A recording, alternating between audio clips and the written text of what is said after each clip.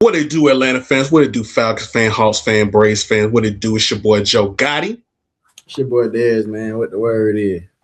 You know what I'm saying? Welcome back to the Dirty South Sports Podcast, man. Yes, sir. Here to break down what's been going on this week.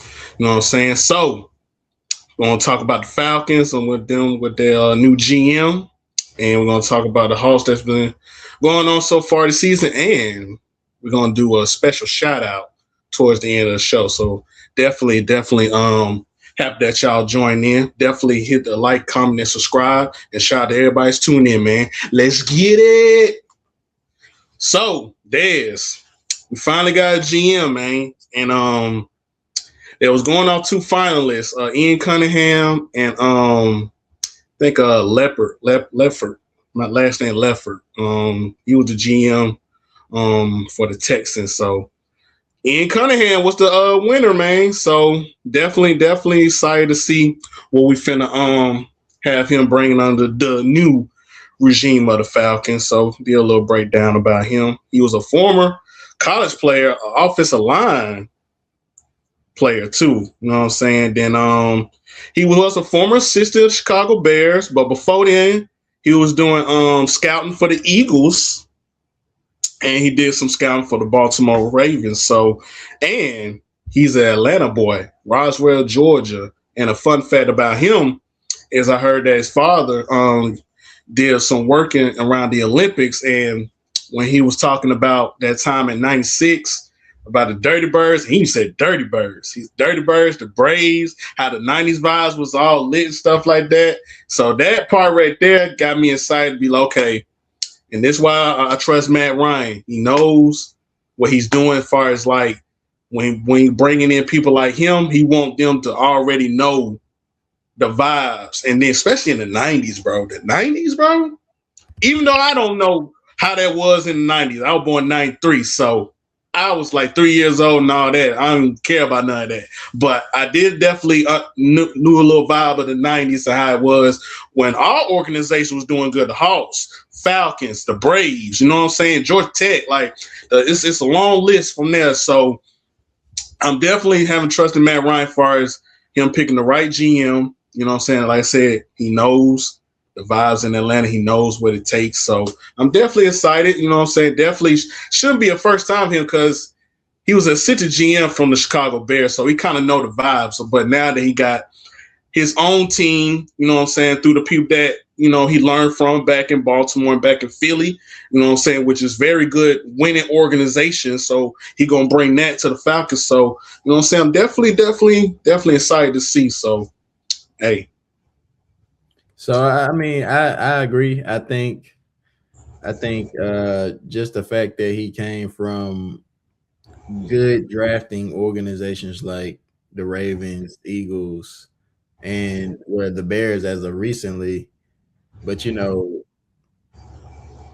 I really like that more because the Eagles they draft trenches, and you said he was an offensive lineman, and even though we hit on two DNs last year, I wouldn't mind doubling down and getting somebody else to go beside Dorless as well.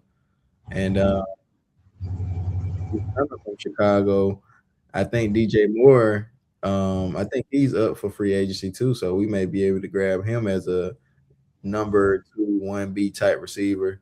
Um, I like that. I like that. and just thinking about it from just all different perspectives, like the Eagles, the Ravens, and the Bears. As of late, you understand what they were strong at, and defense was that. So I want us to continue to build on the defense that we had last year, and let Bijan, Drake, and let's add DJ Moore.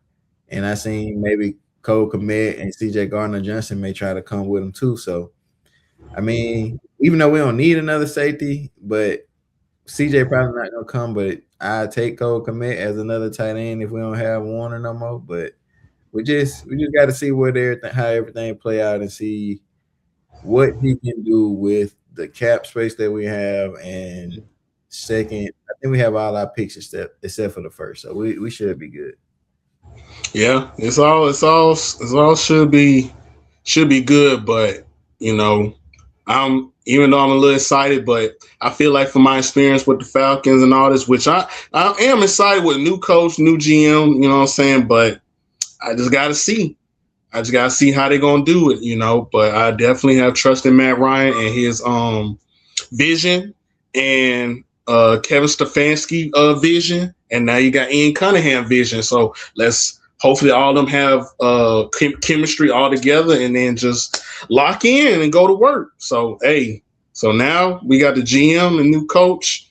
You know what I'm saying? So hey, it's time to work, baby. Now all we gotta do is see what draft you know what I'm saying, draft players that we need, and like now this time we definitely need trenches now that we see what the defense is, and we still just need that one key player down there in the that nose tackle that, you know what I'm saying, and shoot, the sky's the limit for this team, but it just all got to come together, man. You know what I'm saying, with the draft picks, free agency.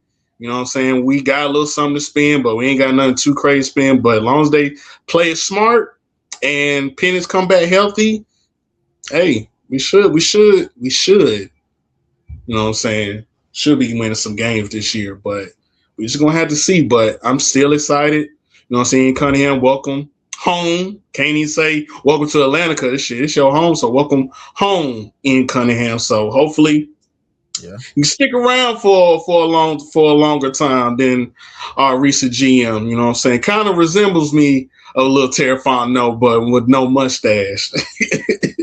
I honestly, and going back to Terry, I think Terry Terry would still be here if he didn't sign Kirk. Yeah, And of course, you can say if he didn't sign Raheem too, but you kind of got to let that Raheem one go for Terry. But I think the straw, you know how they say the straw that broke the camel back was that Kirk Cousins signing. Like you can't do that and draft a first round pick quarterback. Like if you knew Kirk was your guy, you should have went and got a number one cornerback or something in the first instead of drafting Penix or because what year was that? Who was the? I had to go back and look. that was 2023. That was after the Jalen Carter year. So either way, but he drafted pretty well up to if you're looking at our team right now, we got a pretty solid team. Stefanski not coming into a situation where he has to rebuild the entire roster. But I will say this, and I want all of y'all to keep this in mind. Michael Pennett's not safe. Mhm. He's not safe. And I'm gonna tell you why.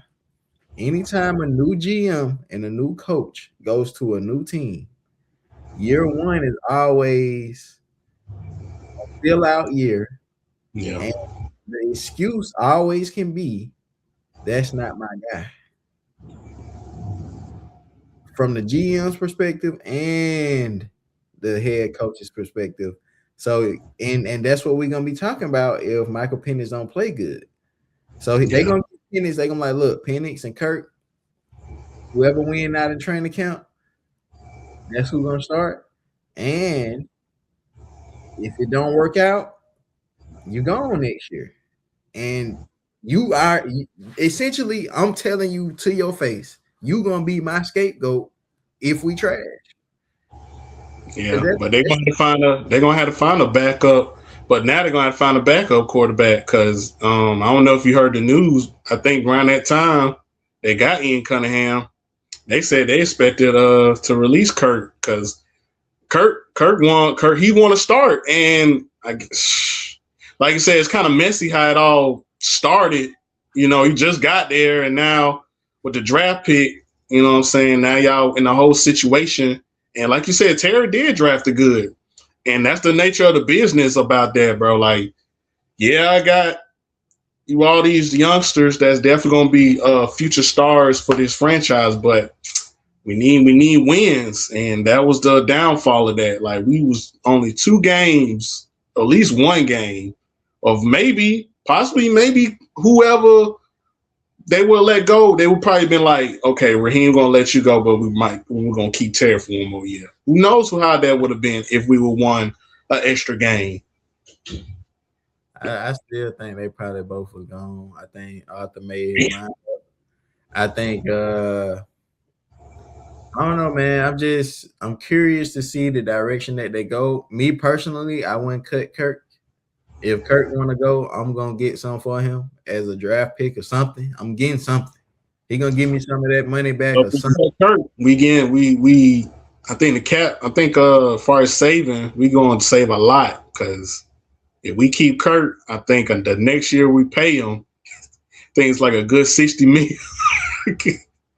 Yeah, I that's mean, that's the so do we save 60 if we cut Kirk? we save something. We say What's I don't, the penalty though? Because it's not just. I know it's not just a clean cut, and we don't. It maybe we lose 10, so we really saving 50.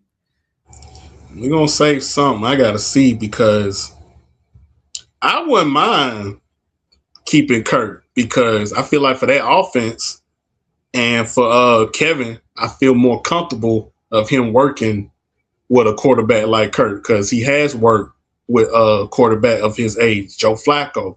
You know what I'm Yeah, saying? And he ain't gonna have you doing all too much. You know what I'm saying? So I'm not really sure right now, but I think I Stephon. wouldn't mind. I wouldn't mind keeping Kurt, but I wouldn't mind uh releasing Kurt as far as the money wise. But they just got, like I said, they all got to have a plan about this. So, and they asked him on the interview about Kurt because at first Kurt was in the back seat. They ain't even said Kurt's name when they was talking. You know what I'm saying? It was all Penix. So that tells you right there. It's like, okay, you focus on you, Penix. But like you said, Dez, still got that GM that's like, I don't know. We gotta see before I say anything about, yeah, Penix is our franchise quarterback. So, but I don't And know. They said about Kurt, they was like, we'll see. And I'm like, damn, I guess we'll see. I'm not sold on Penix. I'm not sold. What has Penix done to sell you on he is the guy? And I'm asking. On a good day, when the pocket don't collapse through the middle, Penix gonna tear your ass up. Pause. Like everything runs smoothly. Only thing you got to tweak is you got to move your feet, son. You got to move your feet. I think once he move his feet, like his throwing is like elite. Like I saw that shit live when he threw that shit to your boy, which I hope he stays on the special teams, and he caught that bitch. And I was just like, bro, that's wild. So it just he got to tweak certain things, and I hope Kevin get him right. But I think he can be the guy if he just listen and just not think and kind of sus. Now he coming off an ACL injury, which I think is maybe a little bit different when it comes to Achilles, but you still got when it comes to an ACL injury, you got to make that them little cuts. You know what I'm saying? And uh, I ain't it's gonna tough. lie, man. I'm not gonna lie. I not to say I don't believe in Penix, but I see too much wrong in Penix. Like I see good. I see he make a lot of good throws. He got the zip on the ball. Don't get me wrong. He got the swag. He got the stuff that you can't coach. I'll give him that. Right? But the things that he do that makes me like question him, he don't move in the pocket.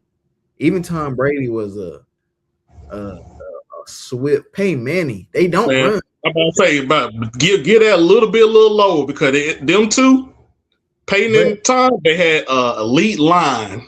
no. Not every time. I'm saying even you look at throw another quarterback out there. Just any quarterback that's like Daniel Jones even moves around in the pocket. Like you have to know as a quarterback, your offensive line is not gonna have somebody right here the whole single time. They may have to block somebody in, and you have to help your O line by stepping out when they blocking in, and vice like however it works. You have to feel that pressure as a quarterback. And the thing about Penix that kind of gets me, he don't move his feet. Like he's just there. He's like stuck in the mud. He's not moving around. So this is These and the biggest thing about Penix where it didn't happen at all with Kirk Cousins. We got the play in and we at the line not snapping a ball at 2-1 seconds every time. It happens sometimes, but Penix, that is a problem with Penix. He don't get the play in fast enough, and you trying to do all this motion and stuff before the play, you can't do it. Well, I mean, it's yeah, I feel, but it's a difference between a veteran and a dude that's still trying to get those parts developed. But I feel you though. I just hope that's why I'm saying I just hope since they said Kevin Stefanski is a big type of guy that like to develop players, and hopefully he'll develop Penix on certain stuff like that because it's key. And like you said, And I do, and this is one of the main reasons why Terry got fired. I do want Penix to work out, but the fact that you paid a guy $180 million, it's not giving me. It's and I'm just somebody spectating watching. Imagine how Arthur Blank feels. It's not giving me the patience to wait on Penix. You paid this man $200 million, and you go draft him because you think he's that guy. He need to be that guy now. He need to be that guy right now. He I don't. feel like mentally he would have been like, okay, I'm this guy, I'm the guy. Not like, damn, am I the guy? Because y'all got a guy. Y'all paid this man a whole lot of money. So, yeah, it was just a whole lot of mess. But we just got to get up out this mud, out that situation. But hey, I'm like I said, I'm definitely excited to see because Penny say he on the right track. He say he gonna be ready for April, as far as like camp and workouts wise and all that. So we shall see. Only thing I'm kind of skeptical is the play calling because they said Kevin ain't calling. The new OC, Tommy Reese, gonna be calling the plays. And I'm gonna start rolling my eyes on Tommy Reese because I don't know what this man gonna do. I don't know what he gonna do. But I'm not gonna say I'm just gonna go negative because when Kevin Stefanski broke it down on how he do things as far as Monday through Friday, he go through like a game plan, and then once he had that game plan ready, he was like, all right, Tommy, this is the game plan for Sunday. I'm gonna need you to call these plays. If you need me, I'll be on the headset. So I'm like, okay, that's cool. I was about to say, don't pull him out there on the fire if he ain't ready for it, because I'm hearing some mixed feelings about Tommy. But hey, we're just going to see because hey, we got the players and we just got to win, bro. We just got to win. I'm done. Like I'm done with the big names, the big, you know what I'm saying? Let's just lock in, everybody collectively lock in chemistry wise and just win, bro. They Matt Ryan need to go down and talk about the home game advantages. I'm like, bro, we got the littest stadium in the NFL, bro. We should be undefeated every time. And let that roof open too, damn it. Hey, it ain't that easy all the time, man. It ain't that easy. For sure. But hey, Ian Cunningham, like I said, welcome home. You know what I'm saying? Hopefully, you know what I'm saying, we get everything together and then just lock in for the season. But you know what I'm saying? Let's move on. Talk about these Hawks. They playing today as a well, I was on here before. They're playing Indiana. That should be easy, Doug. They've been back on which I wasn't stressing because everybody was when they was on that losing streak, they were like, see, y'all let go Trey Young. Now look what happened. I was like, bro, like you had like ain't nobody has a losing streak, like 4 game, like relax. Like relax. And then we got on the 4 game winning streak. Now nobody ain't saying nothing. But we did lost the game the other day, it was a back-to-back game after they beat who did they beat? But they beat a dope team, but they got their ass beat by Houston though for sure. I mean, Jalen Johnson ain't play. Yeah, Jalen Johnson and Double O ain't play. Hey, shout out to Double O, man. Hey, hope you get your teeth right, cause boy, I saw that play. That shit was crucial.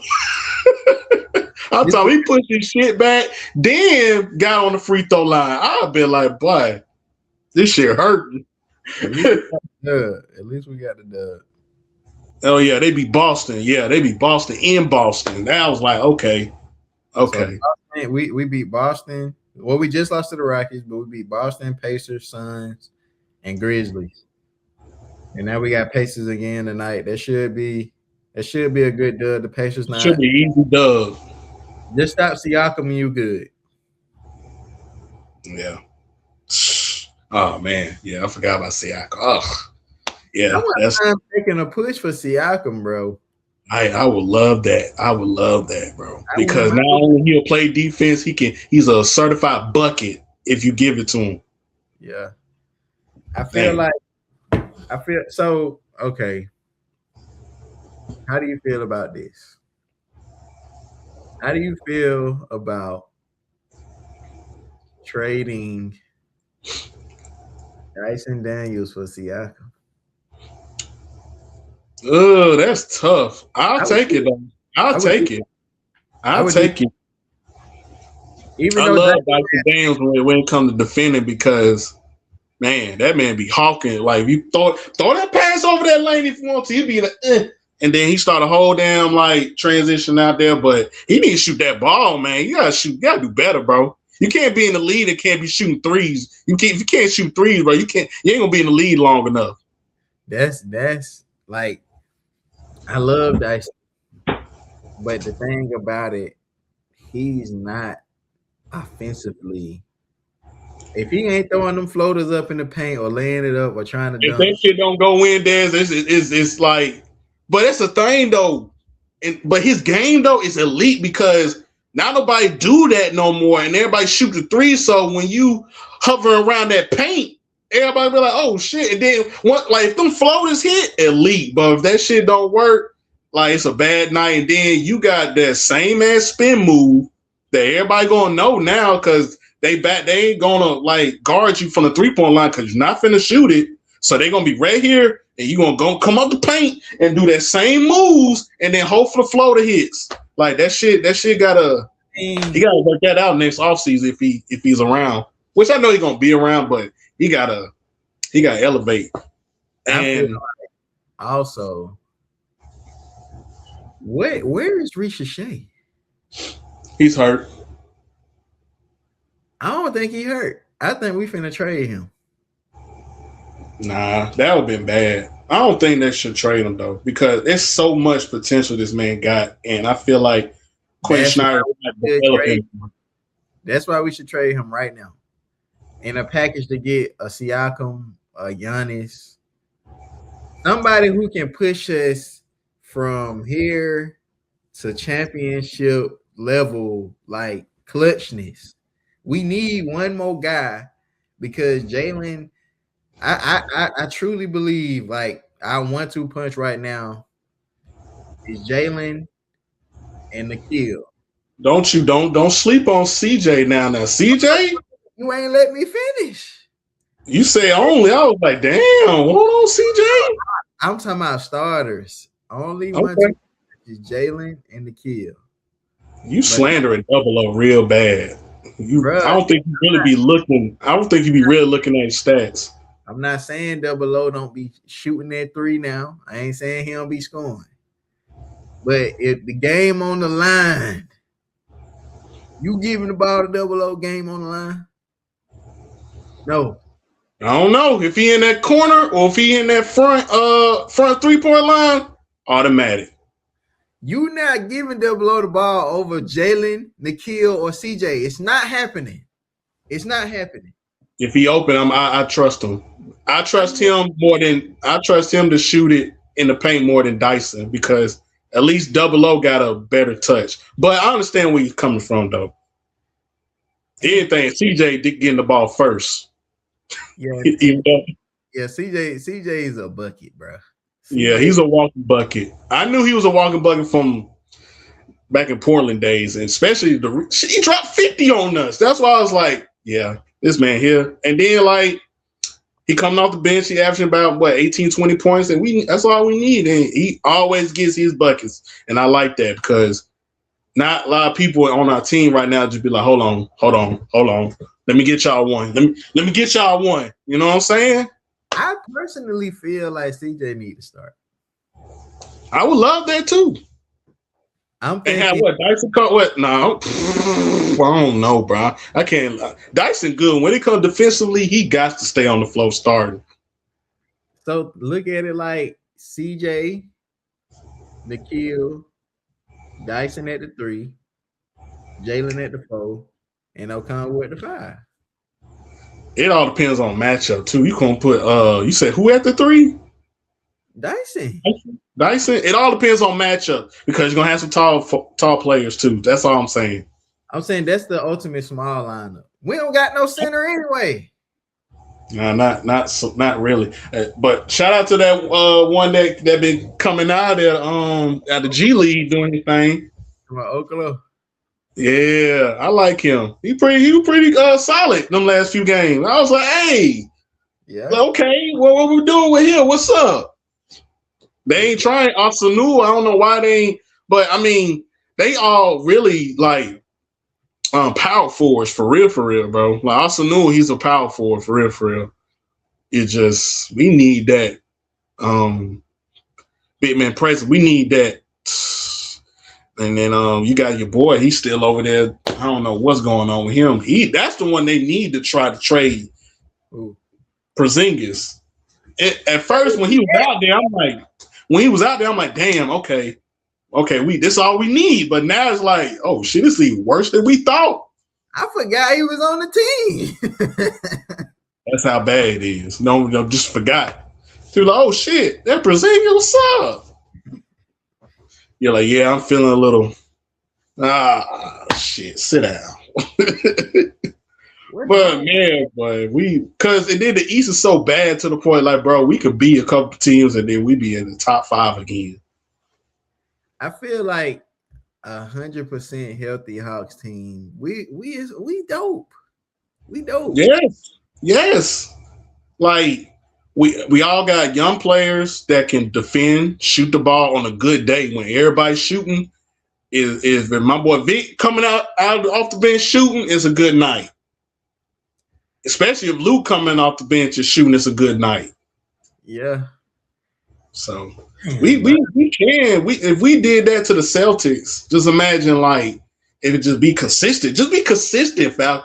Just be consistent, Hawks. Like, okay, we lost to the Rockets. It was a back-to-back. Cool. I mean, that's another day. But let's start back just doing a little 3-game winning streak, lose 1-3. Like, just keep it consistent. Because like you said, Dez, when we 100%, we's really a top 5 team, bro. Bro, I just want Atlanta GM to go get a center. Go get a real center. Somebody willing to trade their center. And don't go get Capella back. Go get a real respectfully, Capella. Respectfully. You didn't see what Şengün was doing to us? Yeah. But he ain't really a center though. Bro, Şengün is center. I don't know. He act like he a power 4 and a damn small 4 if you catch him on the 3. But this is the thing though. Quick too. I need us to get a certified center that when any other center come into our arena, they don't feel like they back. We should not give centers hope.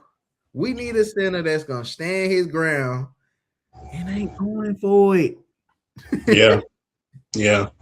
That's all we need. So hopefully the GM do his thing, cause I ain't got time for them to be fighting another play-in tournament and try to get into the first round with the toughest team on the board and then get knocked out in the first round. Like, I'm tired of that, bro.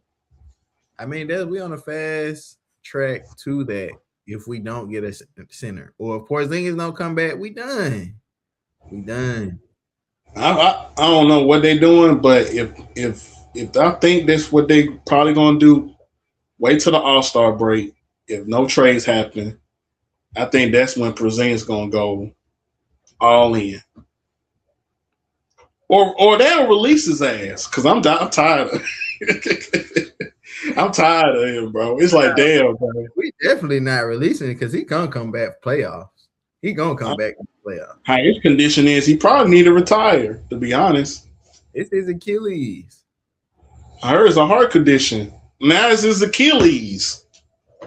Sick of it. But we'll see, man. So Hawks, man, hopefully y'all lock in. You know what I'm saying? Definitely glad y'all doing y'all thing so far. So hopefully y'all get this dub in Indiana, man. So before we, you know what I'm saying, end this podcast, give a big shout out to Andrew Jones, man, for the Atlanta Braves, man. That man finally, bro. Because after a while, I just forgot about it. Just like, bro, y'all some hoes. Y'all ain't gonna let the Jones brothers in, bro. Like y'all let Chip in, which I definitely appreciate that. But it just wouldn't feel right if y'all let Andrew Jones in. And one, bro, he's the best center fielder in the game, bro. Hands down, bro. I'll go back. Hey, even I'll go to a Ken Griffey fan when it comes defensively. Defensively, Andrew Jones, the best one. Hands down. Yeah. He up there. Bro, look, hey, I watch my back then, especially back then, bro. Andrew Jones, Tom Glavine, Greg Maddux, Javi Lopez, bro. Don't get me started. Before, if it's the top team I had, is the Falcons and definitely the Braves. So Andrew Jones highlights for years. So I'm definitely happy that he got the nod because after a while it was just starting to get disrespectful. Shit, to be honest, this whole Hall of Fame shit is disrespectful. They disrespected Belichick. And I can't stand him as far as like competitively, but as far as like accolades, this bro is the best. Why you don't give him a nod because of something, bro? Folks be petty behind that, behind the stuff that if you get in trouble on, they gonna hold that to you. Especially if you a great player, they gonna when we get down to it, be like, all right, finna turn my papers in the Hall of Fame. Yeah, that's that situation back in 2010 with the Spygate. What's up with that? And then y'all folks, old coaches coming out like, bro, we been doing this. Y'all just caught them. Like we been doing this. But hey, it's basically like, bro, the world wants, like, let's say you've been winning all the championships, right? Right. The world wants me to beat you. And they cheer me on. They be like, bro, you can beat him. You fine. You got this. You woo. But as soon as I beat you and take your spot, they can be like, oh, nah, he trash. And start hating. It's just a cycle, bro. People just love to hate on people who have made good accomplishments. And because they ain't never did nothing. Misery love company. So you just got to X out all that BS, bro. Got to. Because, man, it's an evil world we live in, boy. But that boy going in on his dog. But yeah, man, I had to say that before we end this, man. So definitely happy. Andrew Jones, you know what I'm saying, in the Hall of Fame, you know what I'm saying, with the other Jones. So definitely happy for that. But yeah, man, we're going to head in this, man. You know what I'm saying? Definitely appreciate y'all tuning in. If y'all still watching this, make sure y'all hit the like. Make sure y'all comment. Tell us how y'all feel about the Falcons so far with the new GM. You know what I'm saying? And then if y'all new here, definitely hit that subscribe button. Share it to your folks, man. So thank y'all for tuning in to the Dirty South Sports Podcast, man. Till then, it's your boy Joe Gotti. It's your boy Diz. And we out this bitch. Yeah.